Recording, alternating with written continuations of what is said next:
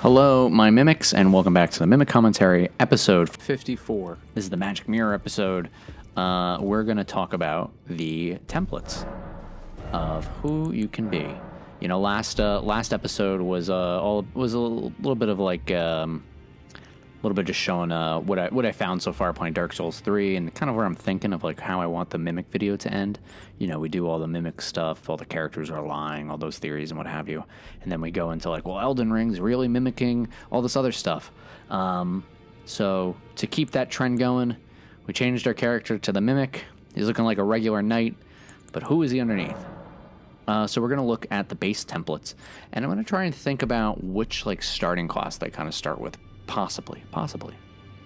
So, the warrior, most common face among the tarnished. After all, they were all warriors once. All right, so all of the tarnished were once warriors. We know that Godfrey was banished by Marika from the Echoes of Marika.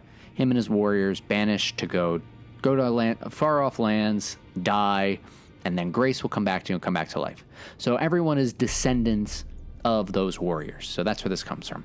So the most common face among the tarnished, after all, they were all warriors once. So every tarnished used to be a warrior that was banished from the lands between. So they all have warrior's blood within them. That kind of makes sense because Margaret says that to us. Then we have the truth seeker, the face of an austere pilgrim. There are many roads to truth. So this one I would say is the hero class. The hero class, which comes with the champion's armor and the battle axe and the red shield, like the red shield that kind of has like looks like a little leafy seed. This I would say is the monk, the prophet. The truth seeker is probably the prophet. The face of an austere pilgrim. There are many roads to truth. So hey, just looking for truth. Aristocrat. A regal face found among those who claim noble blood in the lands between. So people are banished from the lands between, but the aristocrats, they say, aha, no, my family was nobility in the lands between. Thus, I am nobility as well. We're seeing that noble blood. You know, we're talking about bloodlines again. Very important. Kenneth Haidt is looking for, you know, someone of royal, noble blood to lead Limgrave because he doesn't think Godric has. He says that, like, oh, Godric, to think he's the blood of Godfrey, to think he has that royal blood in him. You know, a little dramatic irony, kind of making you think, well, does Godric really have that royal, noble blood? Perhaps not. We met Dialos from House Hoslow. And he says, oh, I guess, you know, the house doesn't really matter anymore. And we were looking at his very ornate armor. He had a servant. He most likely would be an aristocrat with a regal face who claims nobility from the lands between. What class would be an aristocrat? What class would start as an aristocrat? Let me think about the classes. I'm not sure which one would be. I think the prisoner is prisoner bound in iron mask, studied in glintstone sorcery, having lived among the elite prior to sentencing. So maybe the prisoner. We'll have to actually look at the. Maybe this will be a double whammy episode. We will look at the. We'll look at the. We'll look at the base templates, then we'll look at the classes. That'll be fun. We'll do that for this episode. So we have, who do we have so far? We just have a warrior. This guy is a descendant of just one of the regular warriors that was with Godfrey's bunch. This guy, he's a truth seeker, most likely like a prophet, tied to the prophets, looking for truth. He's a pilgrim. He's traveling somewhere to find the truth. This is an aristocrat, regal face. He's claiming noble blood in the lands between. Nobility, noble blood, very important. That's where you get your power. That is, what's her name? Roderica. I think she's an expatriated noble. She never saw Grace, and she was like, they said, hey, get out of here. We have too many kids. Go find the lands between, why don't you? So, we're getting more of that nobility, noble blood. It matters. Not only does it matter in the lands between, it matters outside the lands between. Loner. Face found among a proud and seclusive tribe of folk well-versed in ancient legends and heresies alike. That is most likely when we look at the classes, most likely the warrior who wears blue, kind of like the blue dancer.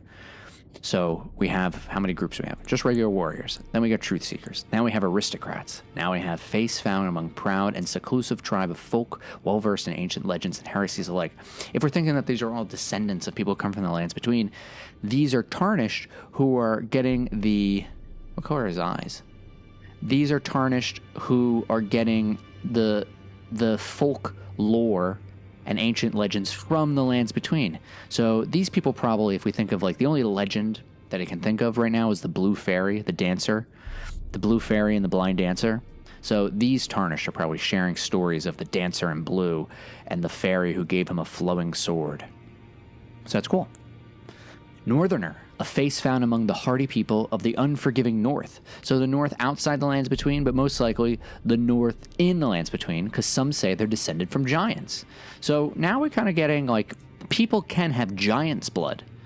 Very common in Song of Ice and Fire. People make jokes all the time, like Hodor or the mountain must have giant's blood. And giants exist in Westeros in A Song of Ice and Fire.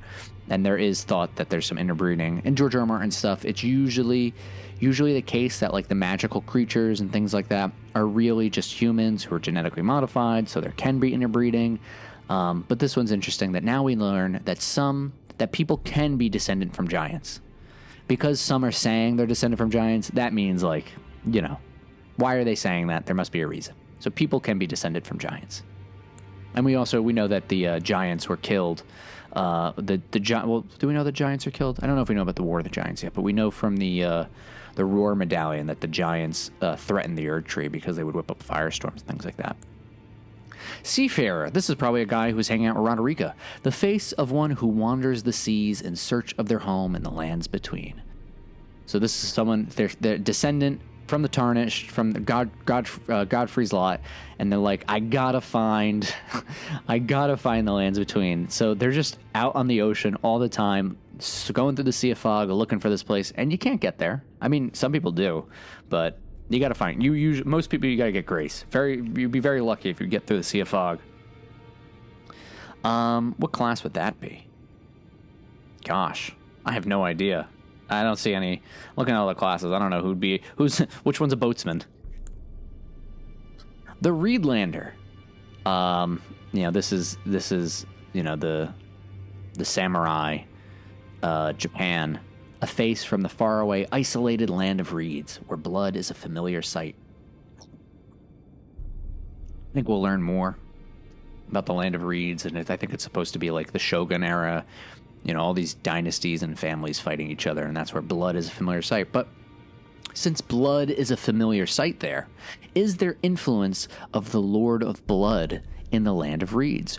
Or do people who come from the land of reeds be interested in the Lord of Blood? We met Yura, who is a samurai, and he knows a lot about the Cessblood and the Bloody Fingers, who, obviously working with the Lord of Blood, perhaps that familiarity with blood in his homeland is where he's learned much about the Bloody Fingers. Perhaps he too had a bloodlust, and he was a Bloody Finger at one point, or knew someone who became Bloody Finger. Draconian. Oh, here's something interesting. The stony faces of the people of the ancient dragons, among whom life is typically short. Now, so this is an interesting one. So the stony face of the people of the ancient dragons. So these are people of the ancient dragons, among whom, among the ancient dragons, life is typically short. So what I'm reading from this, it's not saying that a draconian is going to live a shorter life than a loner or a truth seeker. It's saying that a draconian is going to have a shorter life than their ancient dragon counterparts. So now we got people who can be descended from giants, and now we kind of have people who could be descendant of dragons. But if you're a descendant of dragons, your life is going to be shorter than the dragons. Okay? That's what I get from that. Now this is interesting. This Nightfolk guy kind of looks like the Black Swordsman a little bit. Kind of looks like my Black Swordsman build. Same hair, except my guy's got an angrier chin. He's got a strong chin, though. But he kind of looks like the template I used for Black Swordsman. The feature of those known as Nightfolk. Nightfolk. Ooh. Underneath the earth, we saw the false night sky. Fake stars. The false night in and around the Eternal City. the silver mushrooms. Larval tears are the cores of a creature of mimicry known as a silver tear. Few in number, they were said to bleed silver long ago. All right, so here we go. This looks like, to me, this is a silver tear person. Perhaps who interbreeded with another human. You know, maybe a silver tear mimicked a person, like and then they had relationships with a warrior, and now they don't bleed silver anymore. Or maybe the mimicry is getting to the point where their blood just looks red. Like they're able to mimic the blood perfectly, yet their bodies is silver. So now we have people can be descended from giants. People can be descendant from dragons, or people can be, or ancient dragons can be people. And then we have silver tears can mimic people. And they can interbreed with people. They can interbreed with people. The future is known as the Night Folk. Few in number, they were said to bleed silver long ago. So a very long time ago. So they've been doing their thing for a long time. And last but not least, we have the Newman. Ooh, very wrinkly. The face of the Newman, supposed descendants of denizens of another world, long-lived but seldom born. Hey, when I think long-lived and seldom born, I think eternal. How long is long-lived? How long is long-lived? Gosh, face of the Newman, supposed descendants, so they're descendants of denizens of another world. So their ancestors came from another world. In Dark Souls, when they talk about another world, it's usually like you send your phantom to another player's world. I think that's the terminology used for world. To me, when I read world in this context, I think space. I think like another planet. Like they come from another planet. Like this is the descendant whose ancestors came from another planet. That's what I get from them. So for me, from reading this, we have descendants of Godfrey's warriors. Then we have another descendant of Godfrey's warriors, but this guy's religious. Then we got descendant from Godfrey's warriors, but he says he's got noble blood in the lands between. My blood is tied to Godfrey. My blood is tied to America. My blood is tied to Haagen-Dazs of the Western Marches. A loner who is a descendant of tribe who are well-versed in ancient legends and heresies alike. And when I think ancient legends, I think Dancer in Blue. I think the Blue Fairy. You know, the legends and the folk that is underground, like the ancestral followers, the Blackstone civilization. From the Northerners, we learn that people can be descended from giants. From the Seafarer, we learn that people are searching for the lands between, and that the lands between somewhere in the ocean, and they're looking for it. From the elite Reedlander, we learn that there is this kind of like Asian culture, most likely tied to like, I think Shogun-era Japan. Lots of war going on. Blood is a familiar sight, perhaps influenced by the Lord of Blood, perhaps. The Draconian. So now we learn that there's people among the ancient dragons. There's people, not just like, there's like ancient dragon people, but compared to the ancient dragons, they don't live that long. They probably live the typical life as a regular human, just not that long. We have the Night Folk, who used to bleed silver. These are like silver tear people. Isn't that crazy? These are like creatures of mimicry people who have interbreed with other people. And then we have the Newman, who to me sounds like these are descendants of aliens, and they can live a very long time. So that makes me question: does that mean like if America is the Eternal and she's from the Eternal City, does that mean she is the descendant of space aliens who live a long time? I don't know. We'll have to find some spaceships to be able to confirm that. All right, let's look at the classes. All right, here are our classes. We have a vagabond, a knight exiled from their homeland to wander a solid armor-clad origin. What items does he start with? Anything interesting? Looking through his items at the moment, I can't find anything interesting to learn from him.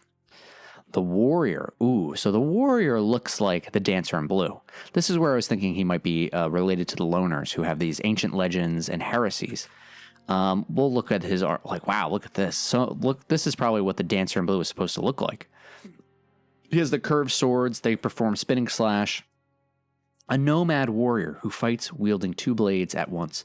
An origin of exceptional technique. So wherever this comes from in the lands between has that exceptional technique.